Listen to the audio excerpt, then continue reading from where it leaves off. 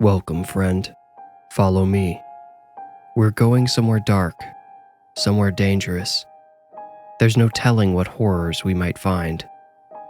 Are you afraid? Good. Now you are ready to enter the Warning Woods. Check out the Warning Woods merch. The store has shirts and hats in a variety of styles and colors, as well as mugs, phone cases, and more.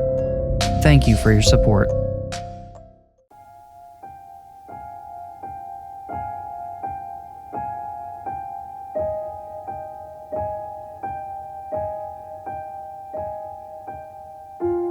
Gage Kepler checked his phone for the 6th time. No missed texts. He started to wonder if he had been stood up. He clocked the waiter coming to check on him for what would be the 3rd time. He had already drank half of the coffee pot he'd ordered for the table and now felt jittery and anxious. The waiter stopped at the booth behind Gage, checking on the only other customers, a quiet pair picking unhappily at their food. Gage hoped they would request something to keep the waiter busy for a while. The door jingled open. In walked a short, pretty, young woman in a puffy jacket and slim jeans. She searched back and forth, then, seeing Gage, straightened up, smiled, and sauntered over. "Lisa Duncan?" Gage asked as the woman slid into the booth. "I'm Gage." As she slipped off her coat, she shot him a playful smirk. "Oh sure, Mr. Big Shot," she said. "Act like you don't think I know exactly who you are." The coffee started feeling sour in Gage's stomach. He had but one claim to fame, and it was a chapter of his life he feared he would forever be trying to close. He said, "Yeah, sorry, but I don't really like talking about all that stuff with the Whitney Brothers." "I wondered about that," Lisa said. She slid her empty mug in front of herself and poured herself some coffee. "Whatever happened between you and the Whitneys anyway? I mean, you guys haven't made a video together and..." She looked up and put her free hand over her mouth. Gage laughed. "It's okay," he said. "Usually people pretend to care about the rest of my life before circling back to the Whitney stuff. At least you're honest." "I can't help it," Lisa said, downtrodden. "I swear that's not the reason I matched with you. Well, not the only reason." Gage felt an instant attraction to Lisa. She was 28, just like him, short, brunette, and she had an honest smile that made him trust her despite them just meeting. Where other girls' inquiries into his past had irritated him, Lisa's interest stoked his ego, and he couldn't blame her for being curious. He had been linked to the famous Whitney Brothers for years, then suddenly stopped appearing in their videos. Since he and the brothers had mutually agreed never to share the footage from their last ghost hunt together, a hunt during which Darian Whitney and Gage himself were possessed by spirits, no one in the public knew why they had parted ways. "Hi, miss, can I start you with something to drink?" the waiter asked, appearing from nowhere. Lisa said, I'm okay with just the coffee for now, but could I get a water?" The waiter nodded and disappeared. Gage studied Lisa as she sipped from her steaming mug. She looked so anxious, and he could settle her nerves so easily. All he had to do was ask, "What do you want to know about it? Me and the Whitney Brothers." Lisa sloshed hot coffee down her fingers as she eagerly set the mug down. She said, "You really don't have to tell me all the personal drama and stuff. I swear I'm not like some kind of fangirl. But, okay, I used to be. Honestly, a lot of recent Darian's videos have been pretty boring lately, though. Like, they don't even find ghosts half the time." Gage said, "That's because they're the real deal." Lisa leaned in. "Like 100% legit?" she asked. Gage said, 100%. Honestly, there is no personal drama between me and them. They're so legit, I guess I just couldn't handle it." "What do you mean?" "Well..." Gage inspected Lisa a moment, stopping only when she began to recoil in discomfort. "Sorry, it's just, I don't want to ruin Reese and Darian's reputation, you know? They're super legit now, but when I started out with them, it was all just for fun. We went to real supposedly haunted places, but everything else in those old videos was fake. Wait, which ones? How old? Lisa demanded. Gage laughed and shook his head. The fake ones are all gone. Reese and Darian decided to delete them and start over because of this one night we had at the Fitz house. Have you heard of it? Lisa scrunched her eyebrows. Duh, but I didn't think the Whitneys ever did a video there. Oh, they did. We did, said Gage. Thing is, it was back when we were faking it, and that house, it was so... we weren't prepared at all. And you never uploaded the video? Never even edited it, Gage replied. I've still got all the raw footage and stuff, but that was the same night Reese and Darian decided to trash the whole channel. They started fresh and I stayed with them, but, well, we had a pretty crazy experience that sort of ruined the whole thing for me. What happened? Lisa asked earnestly. Quickly realizing he had no desire to discuss his bodily possession by a spirit named Jude a couple of years prior, Gage diverted the conversation. Hey, do you actually want to see some of the footage from the unreleased Fitz House video?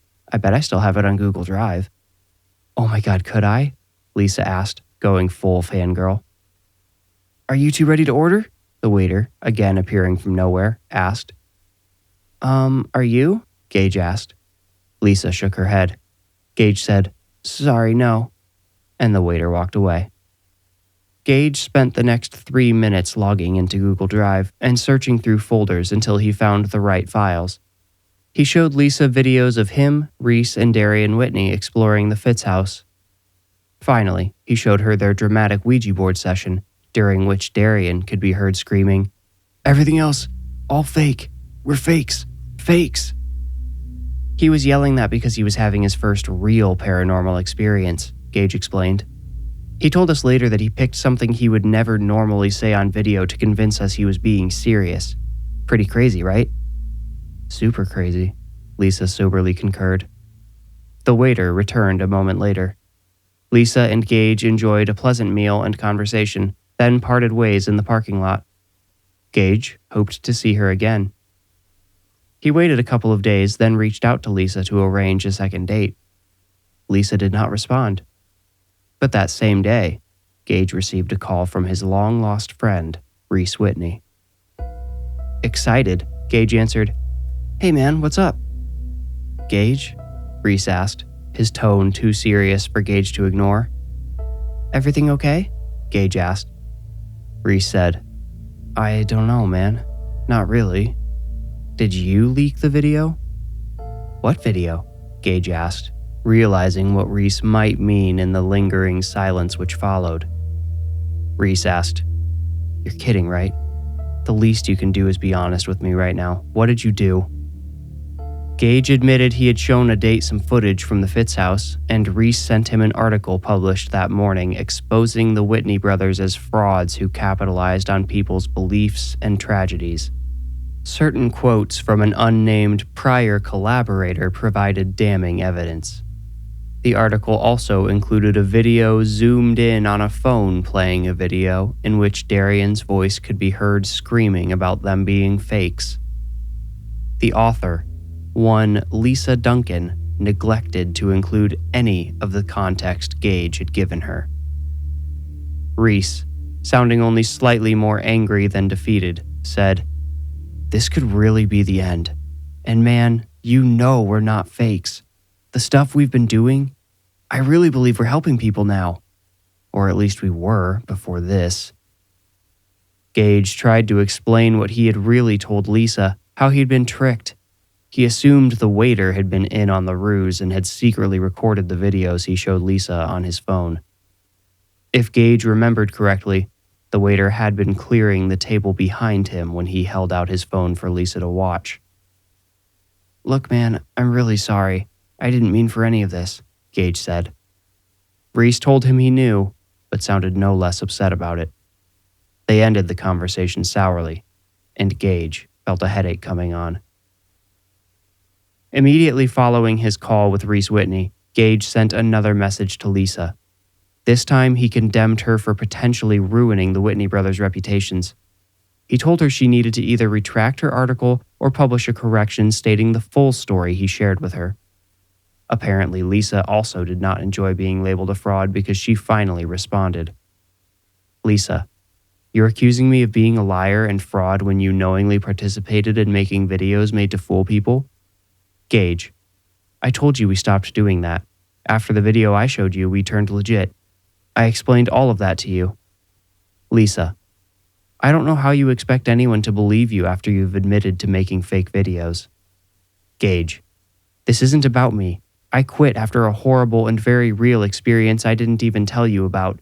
The Whitneys are good guys and they don't deserve what you did to them. Lisa, if they can somehow prove what they do is real, I'll consider writing a follow-up. Gage, aren't their videos and the people they've helped proof enough? Lisa, no. Gage, if they take you on a hunt, will you believe? Lisa, I'm not sure. At this point, an idea began festering in Gage's mind. He thought it unlikely the Whitneys would want to take Lisa on a ghost hunt. Besides, Gage felt it should not be up to them to resolve the situation. For himself and the Whitney brothers, everything had changed at the Fitz house. Perhaps that house could do the same for Lisa Duncan.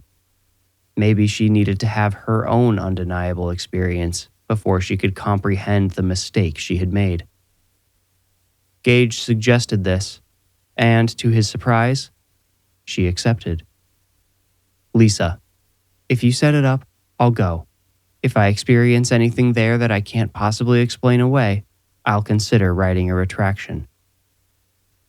This non-committal agreement gave Gage the relief he needed to fall asleep that night. As soon as he woke the next morning, he called the number listed on the Fitz House website for booking. He spoke with Clint Fitz, current owner and manager of the property. He set a date for himself and Lisa. He sent her the details, and she told him she would be there. Gage then sent a message to Reese and Darian, explaining his plan and promising their troubles would be over soon. Gage arrived at the Fitz house early on the date of his and Lisa's stay. He needed a chance to process what he was about to put himself through without Lisa's nagging questions and skeptical eye. He sat in his car, staring at the red brick house. From the outside, no one would ever guess the place might be haunted. It gave no indication that it housed the tragic spirit of a man who had been accidentally brought there to be embalmed alive. Lisa arrived. She brought a small camera with her and nothing more. She and Gage shared a cold reunion, then walked up the path through the small, trimmed yard. The door opened before they knocked. Clint Fitz, nephew of the house's namesake, welcomed them inside. "So, you said you've been here before? I'm sorry, but I can't say I remember you," Clint said as he gestured for Gage and Lisa to have a seat on the couch across from him. They sat on opposite ends. "Yeah, the Whitney brothers brought me here the night they investigated it. I came late though, so I missed the rundown," Gage explained. "Ah, yes, the Whitney brothers. You know, I waited months for them to release the video from that night before I decided they were never going to. In fact, I think they deleted their whole channel." "They did," Gage said. Then he explained what happened that night and why the Whitneys never put out a video about it. "I guess that makes sense," Clint said. "This place is the real deal. It's pretty intense at times. I'm pretty sure it killed my sister." "What?" This was the first time Lisa said anything, and she sounded genuinely afraid. Clint said, "Her name was Bessie. She was here that night," he nodded to Gage, "when Reese and Darian came. They met her. I bet they remember her being too weak to stand on her own. That was right before the end. This place, I don't know. It just drained her." "Do you think it was the house or the spirit?" Gage asked, then added, "Oh, and sorry for your loss." "Thanks," Clint said, forcing a quick smile. "I don't blame the spirit, no. He's just another victim of this place. He's trapped. I don't even think this place is evil or anything like that. It's just... I don't really know how to explain it. Heavy, Lisa said. Clint slowly nodded. That's the simplest way to put it, yeah. If you spend too much time here, it just sucks the life out of you. That's what happened to Bessie, and I'm worried it's happening to me. Why don't you sell it? Gage asked. Guilt, mostly, Clint answered. I'd feel bad about passing it along to someone who doesn't understand what they're getting into. Plus, it meant so much to Bessie and Aunt Louise. She poured everything she had into this house and did everything she could to make it a home for those kids. Oh, I'm not sure if you know, but my Aunt Louise ran a respite home here. Before that, it was a funeral home. Normally, I tell the whole story when people come stay. That's all right, we know the history, said Gage. Then he asked, what do you know about Nathaniel? Clint perked up. You know, we've had quite a few guests tell us they think that's the spirit's name. Gage nodded. The Ouija board told us. Clint said, well, I believe it. Ever since Bessie died, the spirit, Nathaniel, he's been pretty quiet, honestly. Now that it's just me here, he seems far less active. We've had a few other YouTubers come in here trying to make videos and getting absolutely nothing. Great, Gage thought. Lisa's gonna think the Whitneys still faked everything. Any tips on how to make him show up? Lisa asked, surprising Gage with her interest. He expected her to be a cold skeptic, but now he wondered if she might actually want to be proven wrong. Just make sure you spend a lot of time in the basement, Clint said. That's where he likes to hang out. You probably won't see him, not like we used to, but if you make it really clear that you want to hear from him, he just might touch you. That's how he communicates. That's how he talked to Darian, Gage said to Lisa. Clint suddenly stood, as if deciding he didn't want to be there anymore. You two need anything else before I get out of here? I think I need a nap. They told him they were okay and thanked him for letting them investigate. He, in turn, thanked them and wished them good luck. Hey, he said on his way out the door. He turned to face them, looking a little sad. I'm tired, in every sense. This place, well, you know, the extra income it brings is nice, but, well, if you can figure out how to end the haunting, I wouldn't mind. I wouldn't mind at all. Gage said, We're not the Whitneys, but we'll see what we can do. Clint left, and Gage and Lisa were alone. You doing okay? Lisa asked Gage. Gage rose and stepped away from her. He did not like how intimate it felt to be seated beside her now that they were alone. He still found her undeniably attractive, but he couldn't trust her. I'm fine, he lied. Lisa said, Sorry, it's just that you seem really nervous. Gage replied, It's just being back here. It feels weird. Reese and Darian processed what happened to us really fast. Like I said, they decided that very night to start over. I stayed in denial for a long time. What exactly did happen? Lisa asked, standing. Walk me through it. Well, Gage hesitated. Then we have to go to the basement.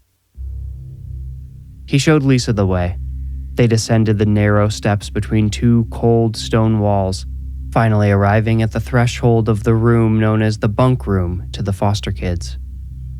The bunk room also owned the reputation of being the most haunted location in the house. So this is where everything went down, Gage said, stepping into the infamous room and sliding his backpack down his arm. Cobwebs reached from the ceiling and shrouded every corner, just like they had when he filmed with the Whitneys. I came late, so I'm not sure what went on before, but when I got here, we busted out a Ouija board and started playing. We all thought someone else was controlling the planchette. The spirit said its name was Nathaniel and that it wasn't dead. How is a ghost not dead? Lisa asked. She pulled the drawstring hanging from the single light bulb in the room, and nothing happened.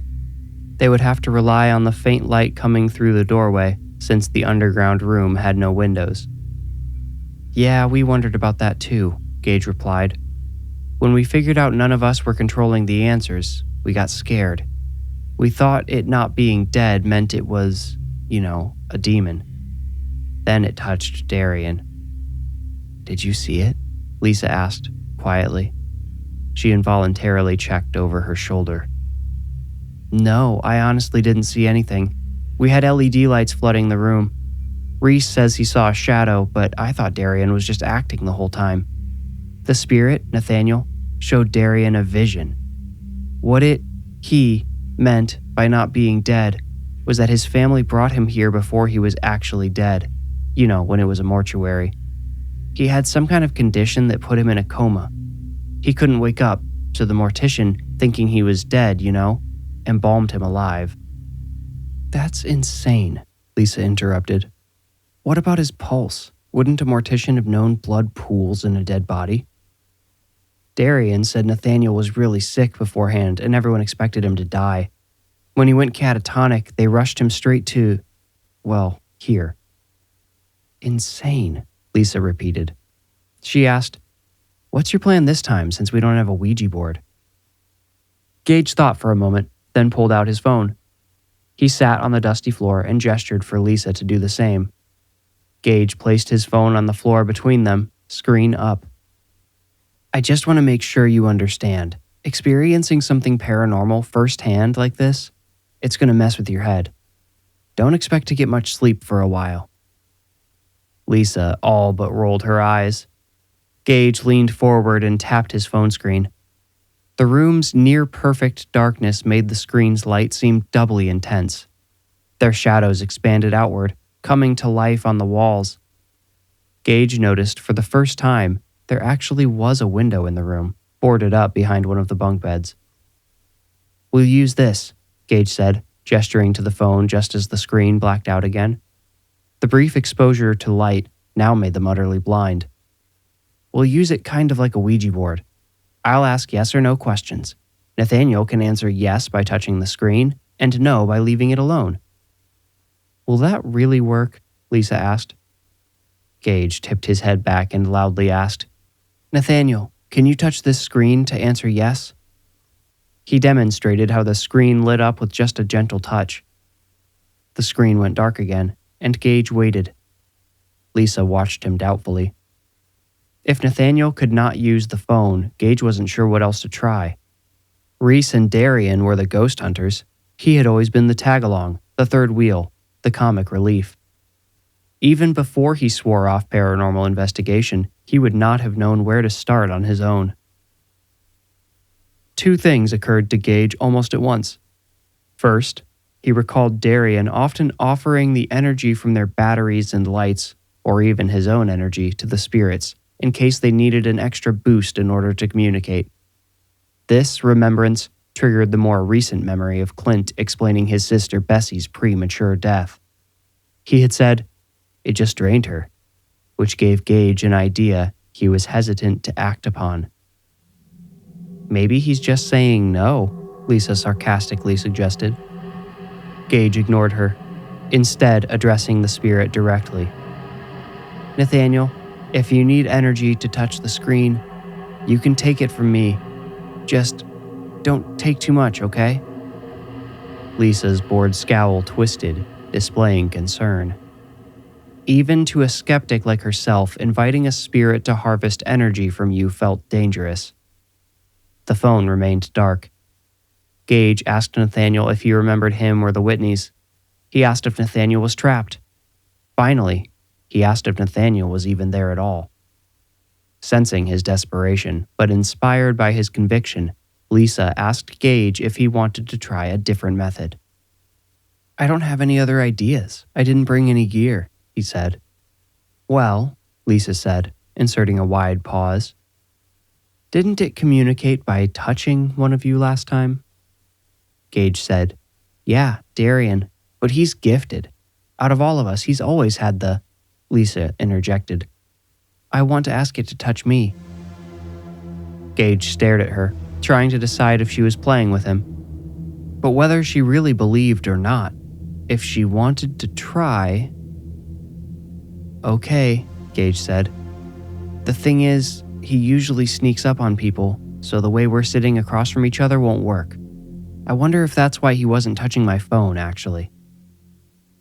Lisa scooted herself across the floor until the edge of her thigh touched Gage's. He hated himself for how much this excited him. He said, "Okay, now let's close our eyes and you say something like, 'Nathaniel, you can touch me.'" "I don't remember Darian saying anything like that in the video," Lisa pointed out. "We didn't know it was real yet, and Darian didn't volunteer to get touched," Gage replied, then shut his eyes and bowed his head as if in prayer. And in many ways, their attempted communion with the silent spirit was just like prayer. One neither of them truly wanted answered. After long minutes of silence, Gage felt Lisa put her hand on his shoulder.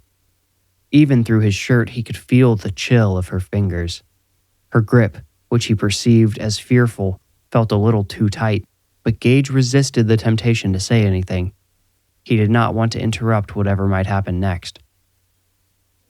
"Nathaniel Locke," a weaselly voice said behind him. Gage tried to open his eyes but found he could not. The cold hand on his shoulder pressed into him. It did not, he realized, belong to Lisa after all. He felt its chill creep up his neck and into his chest. Along with that sensation came the feeling he was tipping backwards. He shouted Lisa's name, but Lisa was not next to him anymore. Or rather, he was not next to her. As the chill infected his skull, the rotational motion stopped. Gage felt as if he were lying flat on his back, hands down at his sides, legs together. He could hear someone moving around, clinking tools down on a countertop, mumbling to himself. "Nathaniel Locke," the Weasley voice repeated. "Let's see here." A thumb pressed against Gage's eye and lifted his eyelid. He stared up at a wiry, bald man with a white beard and Coke bottle glasses. The mortician. He could feel the mortician's brittle hand trembling with arthritis as it let his eye shut again. Gage could not move, could not speak. He was utterly helpless against the inevitable experience he knew the mortician would subject him, or really Nathaniel, to. As he worked, touching and moving Gage on the table, the mortician spoke. "Well, Nathaniel, for someone who's been dying for so long, to finally go must have been a relief. You'll be sorely missed, but I hope you take no offense in me saying we're all happy you've moved on. No one should have to suffer as much as you have." Gage felt something even colder than the icy fingers which had cast him into his dream press against the side of his neck. He felt only pressure at first, then the searing cut. His skin separated, and warm blood trickled around his ear into his hair. "They certainly wasted no time bringing you here," the mortician mumbled. Gage felt him make a second cut, then a sickening nudge under his skin. Gage experienced the entire embalming process as if it were recorded on tape and fast-forwarded, or like it was downloaded into him. He felt everything Nathaniel felt, only in a fraction of the time. Still, despite this small mercy, Gage understood the horrific trauma which had trapped Nathaniel's spirit there. "Go away!" Someone shook him awake. Lisa. Gage opened his eyes and found himself staring up at her petrified face. He heard a fuzzy sort of rumbling. Lisa put something in his hand. Wary of the intense nausea in his gut, Gage sat up. The rumbling thing was his phone, and Lisa had given it to him because Darian Whitney's name was scrolling across the screen. Gage hastily answered. Darian asked, "Are you at the Fitz house already?" It took Gage a moment to remember how Darian would know that. "Yeah," he said, "and I'm with Lisa Duncan." Darian said, "I called because I got a feeling. I just got this strong sense that you were in trouble and—" "Darian," Gage cut in, "I don't know what to do. I just had the vision. I can't abandon Nathaniel here again, but I'm in over my head here." Darian asked, "Do Clint and Bessie know you're trying to resolve the haunting? I mean, I agree that you should, but Bessie's dead," Gage said. He repeated what Clint had said about her death. Darian spent some time thinking, asking a few questions here and there, and finally gave Gage instructions for an antiquated ritual he and Lisa could try. "If it doesn't work, then I'm not sure what more you can do without pro help," Darian said at the end. "Just be careful, and tell Lisa we'll be expecting a big apology and a new article tomorrow." Lisa, hearing this perfectly, looked away, ashamed. "Do you have anything to write with?" Gage asked Lisa. "Sure, I've always got a notepad with me." She produced a red notepad and pen, handing them to Gage. Although he had not seen the name written anywhere, Gage somehow knew Locke was spelled Loche. He wrote, "Nathaniel Locke," on one of the pages of Lisa's notepad and tore it out. From his backpack, he removed a lighter and the plastic sandwich bag he had used to protect his toothbrush. After returning Lisa's notepad and pen and tossing his backpack onto one of the bunk beds, Gage sat in the middle of the floor across from Lisa again. She watched him intently. Loudly, Gage called, "Nathaniel Locke, please join us in this room." The cobwebs swayed in unison. Gage felt the air move, not quite a breeze, but motion nonetheless. Lisa's mouth dropped open and her eyes widened. They focused on something behind Gage. He resisted the instinct to look. "He's..." Lisa whimpered. "Don't tell him to go away again," Gage said. He held the piece of paper with Nathaniel's name on it up. "Nathaniel Locke, I'm inviting you to follow us. We'll bring you to where they buried you, and hopefully you can find closure and finally rest." Gage held his lighter beneath the paper, flicked it, and let the flame jump onto the page. He exchanged the lighter for the plastic bag, holding it beneath the burning paper to catch the black ash which fell away from it. Lisa held her breath the whole time. Once the entire page had burned, Gage sealed the bag and told Lisa to follow him. They left the Fitz house in Gage's car. Lisa navigated them to the only cemetery in town. Driving past sleeping houses and businesses, modern dwellings with modern cars parked outside, Gage began to doubt the ritual's authenticity. Out there, the sort of magic they were trying to do didn't seem like it should exist. But as he parked along the curb at the cemetery, the supernatural felt real again. He gave Lisa a flashlight from his glove box, and together they went in search of Nathaniel Locke's grave. Some force seemed to guide them through the blue darkness. The hundreds of headstones could have taken an hour to search through in daylight and multiple hours at night, but Gage and Lisa cut through the middle without a word to each other about it. They both felt the same ghostly tug in that direction. "I think he's still with us," Lisa said. "Careful," Gage whispered. "You sound like you might actually believe in this stuff now." Lisa made the nervous equivalent of a laugh. "Yeah, you win, okay?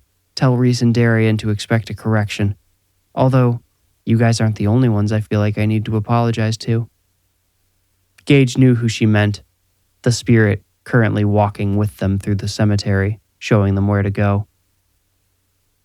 Here, Lisa nearly shouted.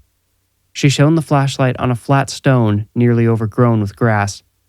She and Gage tore away the grass until the marker was completely visible. It read, "Nathaniel J. Locke, rest in peace and love, 1931 to 1978. "Here we are," Gage spoke into the cool air. He unsealed the bag of ashes. It smelled of more than burnt paper. The added scent was not unpleasant, though. It smelled like flowers, Gage thought. He could not name the species, but he knew they were white. The ashes smelled like white flowers, like spring, like beginning. "Do you need to say anything?" Lisa asked. "No," Gage said. and without further ado, he turned up the bag and unleashed a cloud of ash. It rained down upon the grave of Nathaniel J. Locke. Gage stared vacantly as the ashes came to rest and the sweet aroma faded. He said, "I wanted to say something. I wasn't sure what, but I wanted to say something to apologize for leaving him there, I guess." "So why didn't you?" Lisa asked, sounding honestly curious. She had the tears of someone whose core beliefs have been overturned for the better in her eyes. "I hoped maybe he might still be able to hear me after," Gage answered. "And I didn't think he'd want to wait any longer."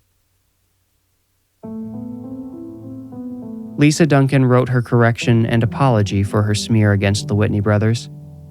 The Whitney brothers released a video with their own retroactive apology for creating false videos in the past.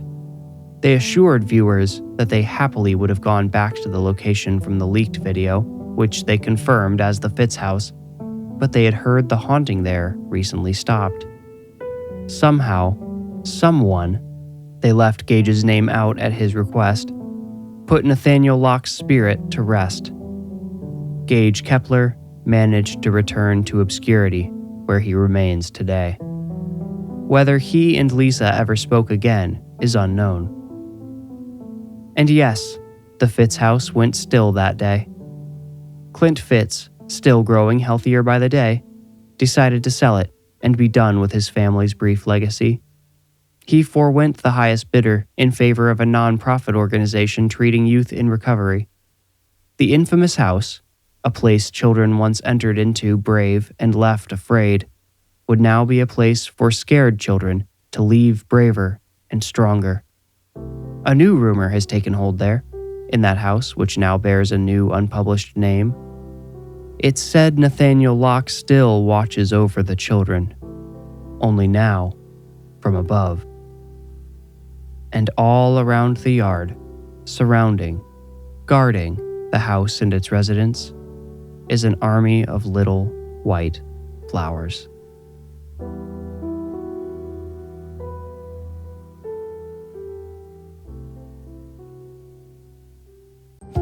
If you enjoyed this story, please leave a like and subscribe to my channel. You will get a new story every week if you do. If you feel ready, meet me here next week for another journey into the Warning Woods. Thank you for listening.